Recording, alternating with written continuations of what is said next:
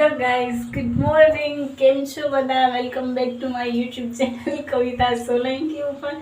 તમે વિચારતા હશો કે આજે તો હું તમને બહુ મોડી મળવા આવી. 11:15 ઉપર થઈ ગયા છે. હું જાગી 10, 10:30 જાગીને ફ્રેશ થઈ, ચા પાણી નાસ્તો કર્યો અને સોરી પૂજા ભાભીનો ફોન મેં કર્યો તો અમારે એક સરસ મજાનું ડિસ્કશન થયું.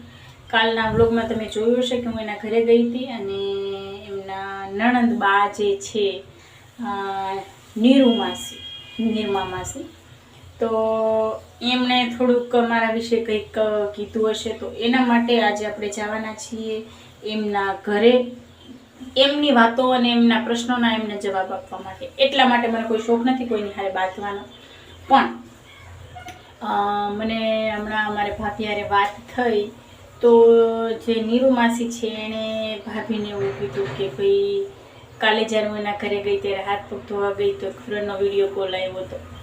તો વિડીયો કોલ આવ્યો, હું હાથ પગ ધોવા ગઈ, હાથ પગ ધોઈને આવી એટલે એ નીરુ માસી એમ બોલ્યા તારામાં ફોન આવતો હતો. ફોન અને વિડીયો કોલમાં ફરક હોય, તમને બધાને ખબર છે.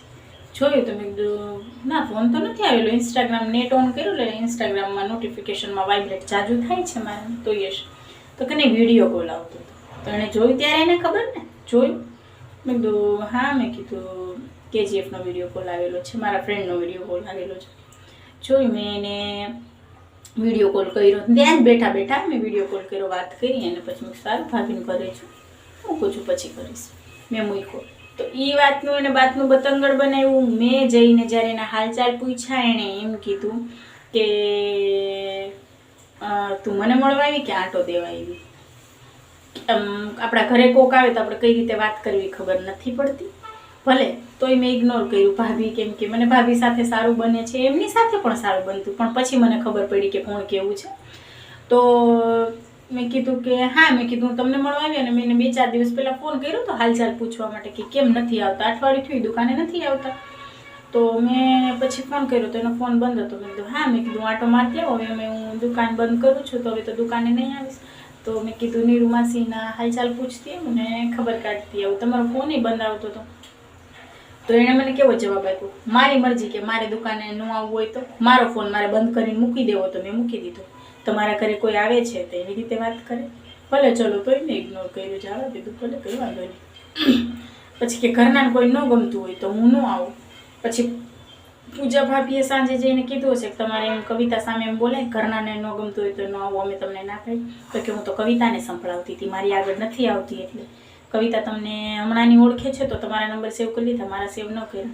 મારી મરજી, મારો ફોન. અને બીજી વસ્તુ એ કે મારો ફોન છે, તમે એમ કહો કે કવિતાએ મારી શું ચાપલુસી કરવાની જરૂર છે, ગમે ત્યારે મને બોલાવે કે હું જાતી પહેલાં એમની આગળ, તો જાઓ ત્યારે એના ફોન ચાલુ હોય, જાઓ ત્યારે એના ફોન ચાલુ હોય, મને કોઈ ફરક નથી પડતો.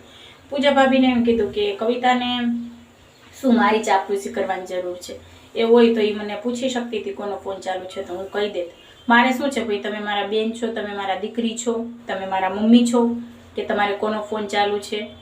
આ પૂજા ભાભીનો ફોન હોય, ભાઈનો ફોન હોય, તમારા દીકરાનો ફોન હોય, તો તમે કોની સાથે કેમ વાત કરતા હોય મને ખબર જ છે. પણ તમે બીજા જ વેમાં બીજી રીતે વાત કરતા હોય તો હું ગાંડી નથી. મારું 20મું વર્ષ ચાલે, જે હોય તે તમારો પ્રશ્ન છે, તમારી પ્રોબ્લેમ છે, મને કોઈ ફરક નથી પડતો. પણ તમે મારા વિશે એમ કહો કે કવિતાનો ફોન તો સાયલેન્ટ હતો ને એના ફોનમાં કોનો ફોન આવતો હતો, આ બધા વહીવટ તમારે શું કરવાની જરૂર છે? આવી ચાપલુસી તમારે શું કરવાની જરૂર છે? વહેલા મોડા આ બ્લોગ તમે જોશો જ અને તમારે જોવો જ જોઈએ. તો ગાઈઝ, એના માટે આજે હું જવાની છું પૂજા ભાભીના ઘરે અને એમને એમના પ્રશ્નોના જવાબ આપીશ કે તમારા વહીવટ હું નથી કરતી ભાઈ, તો તમારે મારા વહીવટ કરવાની કોઈ જરૂર નથી. હું મારી લાઈફ મારી રીતે જીવું છું, તમે તમારું કરો.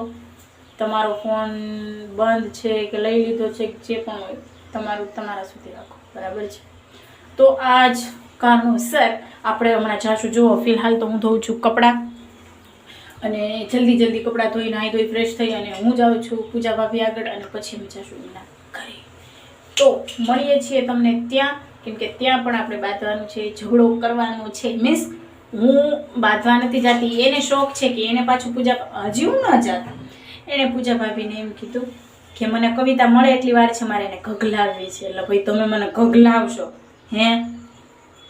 તમે બોલો છો, તમે શું કરો છો, પેલા એ તો કરી લો.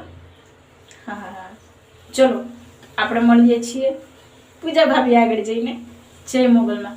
શું થાય છે જોવા માટે આગળ બન્યા રહેજો. આજનો વિડીયો વેરી ઇન્ટરેસ્ટિંગ થવાનો છે તમારા બધા માટે.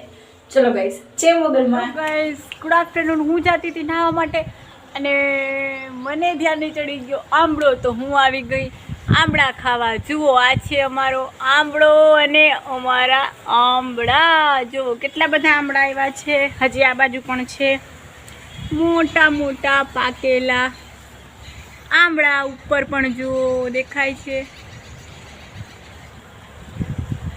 ચાલો તમે લોકો પણ ખાવા માટે આંબળા.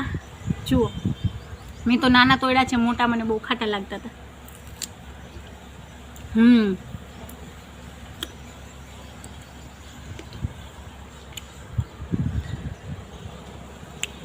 ચલો ગાઈસ, તો હું ખાઈ લઉં આંબળા અને પછી હું જાઉં છું નાહવા માટે. આપણે મળીએ છીએ પછી જય મોગલમાં. હેલો ગાઈસ, 12:24 થઈ ગઈ છે અને જુઓ હું નાકમાં કંઈક ખપતી ગઈ, પિમ્પલ થયું છે, દુખે. તમારી કાવ્યા એન્ટરટેનર થઈ ગઈ છે તૈયાર. આજે મેં પહેર્યું છે બ્રાઉન શર્ટ એન્ડ જીન્સ. તો ચલો હવે હું જાઉં છું પૂજા ભાભીની શોપે, પૂજા ભાભી સાથે વાતચીત કરવા માટે અને પછી અમે જાણવા કરે. તો ચલો મળીએ છીએ પૂજા ભાભી આગળ જઈને. જય મોગલમાં. Hello guys, good afternoon.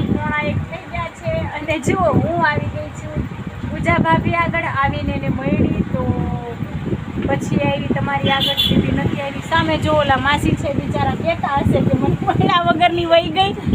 હવે એમને પણ હમણાં બોલાવું છું. ચલો તો આપણે મળીએ છીએ પછી જય મોગલમાં.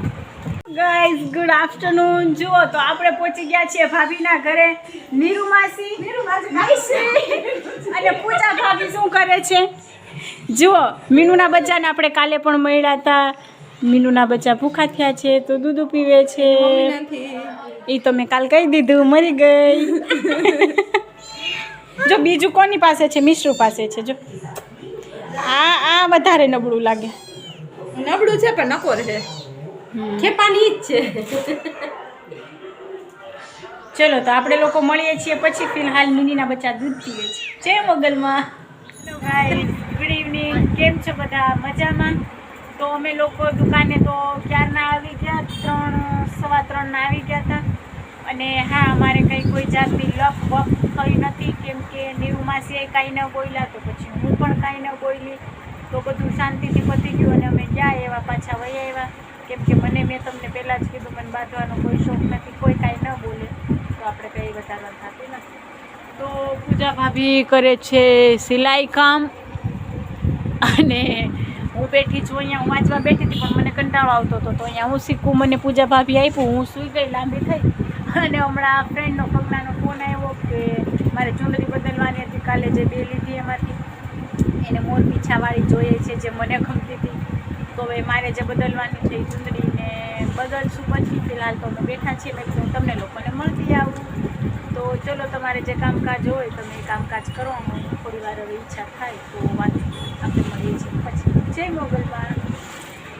Hello guys, good evening. જો હું જાઉં છું ઘરે. પૂજા ભાભી આગળથી આવી ગઈ છું અને આ વાછડી થઈ છે ગાંડી, મારી પાછળ આવે છે. ચલો, એની અહીંયા મમ્મી છે. હું જાઉં છું આગળ. મને લાગે છે બીક.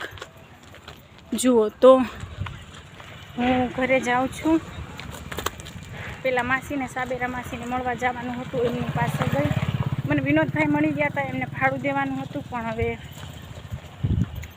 એ આવી ગયા અને પૈસા ઘરે પડ્યા છે. અને જુઓ હું દુકાને ગઈ હતી સાવણી અને બધું લઈને આવી છું. હજી તાળું આપણું ત્યાં જ છે, કાલે આપણે લેતા આવશું. પૂઠા પડ્યા છે, અફઝલભાઈને કીધું છે વેચાવી નાખવાનું પણ આજે પૂઠાવાળો આવ્યો નહોતો. જુઓ આપણે પહોંચ્યા છીએ ફાટકે અને દાદાને ખબર નહીં કંઈક મિસઅન્ડરસ્ટેન્ડિંગ થઈ. દાદા કંઈક બોલતા હતા, શું કહેતા હતા મને ખબર નથી. એમને એમ થયું કે કદાચ હું એમને બોલાવું છું. ચલો જે હોય તે જવા દો. હવે આપણે જઈએ છીએ ઘરે અને આપણે મળીએ છીએ પછી. ચલો તો જય મોગલમાં. હેલો ગાઈસ, તો હું આવી ગઈ છું પાછી તમને મળવા માટે. અને જુઓ હું લઈ આવી છું શું. આજે મને જમવાનું બનાવવાની ઈચ્છા નહોતી તો હું લઈ આવી છું શેઝવાન રાઈસ અને સંભાર ડુંગળી અને કોબી. તો ચલો ગાઈઝ, હું બેસું છું જમવા. તમે લોકો પણ ચાલો જમવા માટે ધૂપ દીવા કર્યા ને પછી હું લેવા ગઈ. અહીંયા મારે એક ભાઈ જે છે ચાઇનીઝની લારીવાળો એ બનાવે છે, તો અહીંયા આગળ હું ગઈ હતી લેવા માટે. તો ચલો તમે પણ જમવા માટે બહુ સરસ છે. હવે હું જમી લઉં છું અને પછી વાંચીશ અને પછી સૂઈ જઈશ. તો ગાઈઝ, આજે આપણે જેવું વિચાર્યું હતું ઝઘડાબાજીનું એવું કાંઈ થયું નહીં, કેમ કે કહેવાય છે ને કે જીત હંમેશા સત્યની થાય, ખોટું બોલવાવાળા ચાળો કોઈને કરી શકે નહીં. તો એ બધી વાત તો બપોરે જ પતી ગઈ. પહેલાં આપણે જવાનું હતું ને બધું ઝઘડાનું પતી ગયું, કંઈ થયું જ નથી.